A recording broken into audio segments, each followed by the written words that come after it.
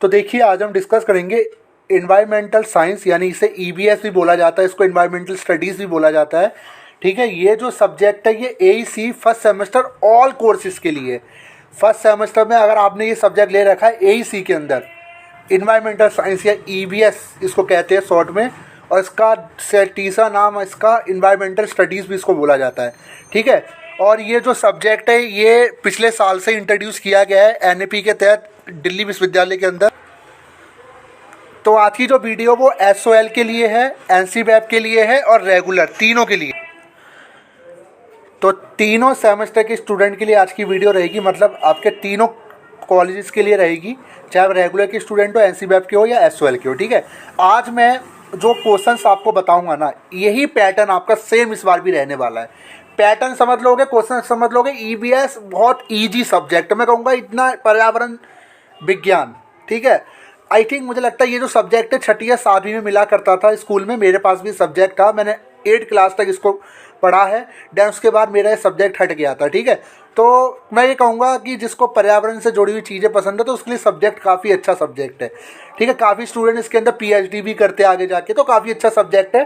अगर आपको पर्यावरण में अपनी डिग्री करनी है तो इन्वायरमेंटल साइंस एक मोस्ट इम्पॉर्टेंट सब्जेक्ट। ठीक है, तो आज हम जाए पहले इसका सिलेबस देख लेते हैं। आज की वीडियो सबके लिए है, सिलेबस है, फिर मैं आपको दिखाऊंगा पैटर्न, और उन्हीं पैटर्न से इंपॉर्टेंट क्वेश्चंस आपको मैं समझाऊंगा, और इन्हीं को कर लेना, उससे ज़्यादा कोई आपको पढ़ने की ज़रूरत नहीं है। तो शुरू करते हैं वीडियो। तो ये है AEC environmental science theory into practice 1, इसको बोला जाता है, पूरा नाम इसका है। ठीक है, फर्स्ट यूनिट के अंदर इस बार इससे दिया गया है। अब देख लेते हैं इसका यूनिट क्या है। पहली यूनिट में आप पढ़ोगे इंट्रोडक्शन टू इन्वायरमेंटल स्टडीज़ की, जो इन्वायरमेंटल स्टडीज़ है उसका मतलब क्या होता है, उसे इंट्रोड्यूस किया गया है।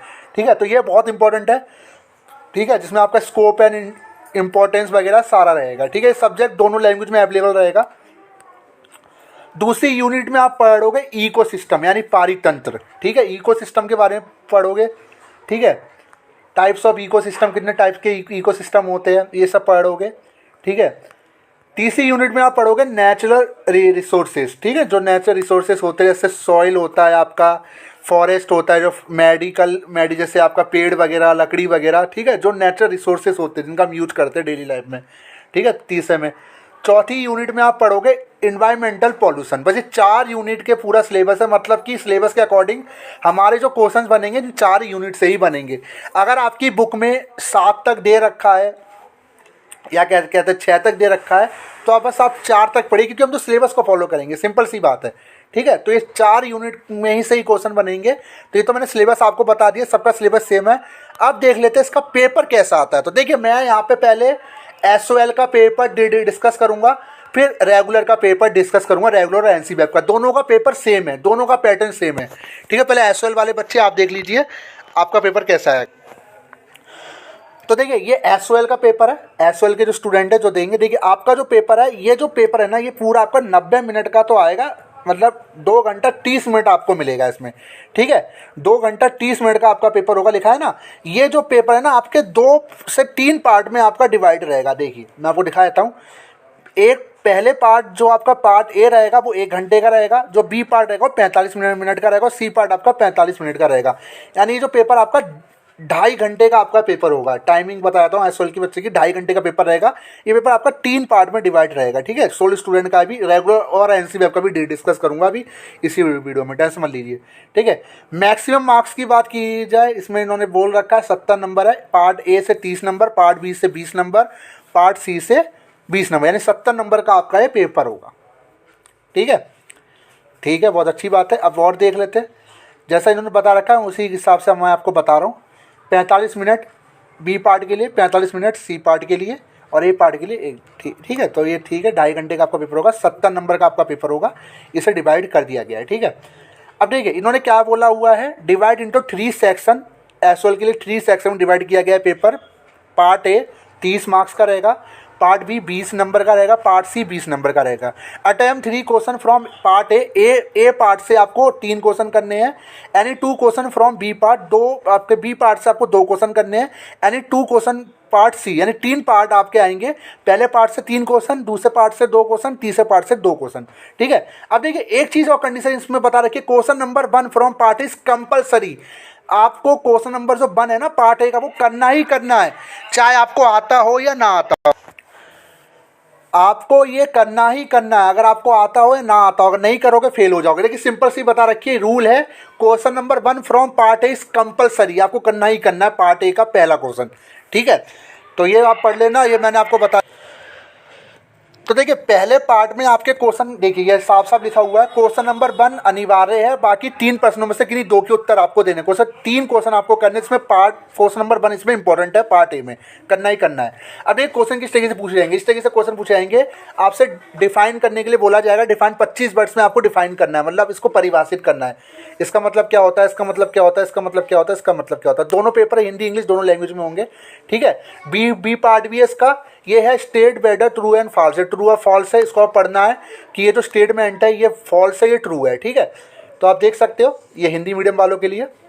तो यानी पहले क्वेश्चन में आपसे डिफाइन करने के लिए कहेगा, परिभाषित का आपको करना होगा 25 शब्दों में हर क्वेश्चन को, ठीक है। और ये कंपलसरी है, 5 नंबर का आपका रहेगा, 5-5 10 नंबर का आपका पहला पार्ट रहेगा, ठीक है। तो ये हमने देख लिया, ठीक है, सही है गलत बताए, ठीक है। अब आ जाते हैं क्वेश्चन नंबर 2 पे, ये एसओएल का मैं बता रहा हूँ, फिर रेगुलर का भी मैं अभी बताऊंगा आपको। ये आ जाता है क्वेश्चन नंबर 2 पे। क्वेश्चन नंबर 2 में आपको क्या करना है, एक शॉर्ट नोट लिखना है, यानी किसी 2 पे, 3 ऑप्शन होंगे, किसी 2 पे आपको शॉर्ट नोट लिखना है, ठीक है। वो मैंने आपको बता दिया, शॉर्ट नोट आपको लिखना है, किसी 2 पे आपको शॉर्ट नोट लिखना है, ठीक है। फिर आपका मैं एक चीज़ और बता देता हूँ,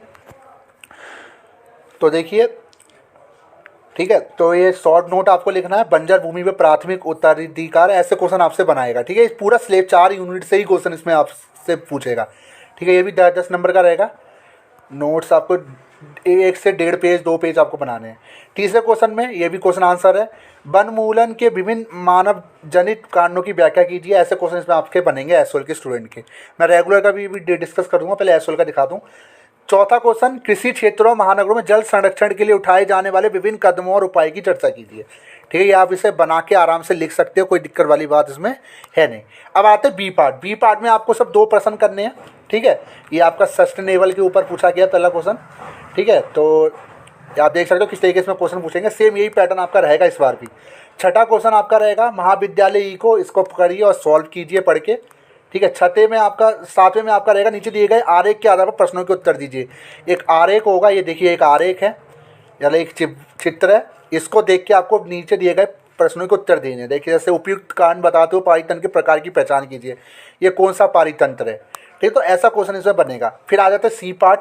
सी पार्ट में से आपको 2 प्रश्न करने हैं 3 में से, ठीक है। तो ऐसे क्वेश्चन इसमें आपको बनेंगे, देखिए 4 यूनिट से ही क्वेश्चन बनेंगे, उससे ज़्यादा नहीं बनेंगे। पारिस्थितिकी तंत्र की संरचना का कार्य से आप क्या समझते हैं, ऐसे क्वेश्चन इसमें पूछे जाते हैं, ठीक है। 9वां भी देख लीजिए आप, 10वां भी देख लीजिए, बस यही पूरा पेपर रहेगा।